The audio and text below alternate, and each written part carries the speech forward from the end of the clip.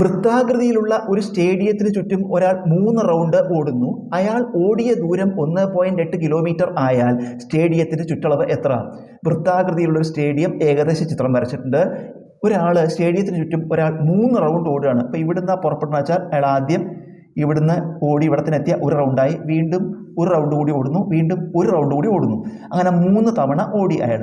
3 തവണ ഓടി, ഒരു തവണ ഓടുക, ഇതിന് ചുറ്റും ഒരു തവണ ഓടുക എന്ന് പറഞ്ഞാൽ ഇതിൻ്റെ ചുറ്റളവാണ്. ഈ സ്റ്റേഡിയത്തിൻ്റെ, അതായത് വൃത്തത്തിൻ്റെ ചുറ്റളവാണ്. ഒരു തവണ ഓടുന്ന ദൂരം എന്ന് പറഞ്ഞാൽ ഇതിൻ്റെ ചുറ്റളവാണ്. Circumference of സർക്കിളാണ്. ഇവിടെ എന്താ ചെയ്യുന്നത്? അയാൾ 3 റൗണ്ട് ഓടിയിട്ടുണ്ട്. ഈ 3 റൗണ്ട് ഓടിയപ്പോഴുള്ള ദൂരമാണ് 1.8 കിലോമീറ്റർ. അതായത് 3 ഇൻറ്റു ചുറ്റളവ്. ഒരു പ്രാവശ്യം ഓടുമ്പോൾ ചുറ്റളവാണ്. അങ്ങനെ 3 റൗണ്ട് ഓടുകയാണ്.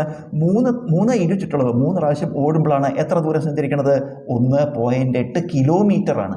അപ്പോൾ 3 ഇൻറ്റു ചുറ്റളവ് 1.8 കിലോമീറ്റർ സമം നമുക്ക് ഈ കിലോമീറ്ററിനെ മീറ്റർ ആക്കി എഴുതാം. കിലോമീറ്ററിനെ എങ്ങനെ മീറ്റർ ആക്കുക? കിലോമീറ്ററിനെ മീറ്റർ ആക്കാൻ 1000 കൊണ്ട് ഗുണിക്കുക. 1 കിലോമീറ്റർ 1000 മീറ്റർ ആണ്. അപ്പോൾ കിലോമീറ്ററിനെ മീറ്റർ ആക്കാൻ 1000 കൊണ്ട് ഗുണിക്കുക.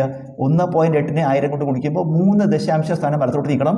ഇവിടെ ഒരു സ്ഥാനമുണ്ട്, 2 പൂജ്യം ചേർക്കുക. 1800 മീറ്റർ. ഇത് 3 ഇൻറ്റു ചുറ്റളവാണ് 1800 മീറ്റർ ആയതുകൊണ്ട് ചുറ്റളവ് സർക്കംഫറൻസ് എങ്ങനെ കാണുക? 3 ഇൻറ്റു ചുറ്റളവ് 1800. അപ്പോൾ ചുറ്റളവ് കാണാൻ 1800/3 ഹരിക്കുമ്പോൾ 600 എന്ന് വരും. അത്രയും. ഇത് മീറ്ററാണ്. കിലോമീറ്റർ തന്നിരുന്നു, നമ്മളതിനെ മീറ്റർ ആക്കി. 600 മീറ്ററാണ് ഈ സ്റ്റേഡിയത്തിന് ചുറ്റളവ്.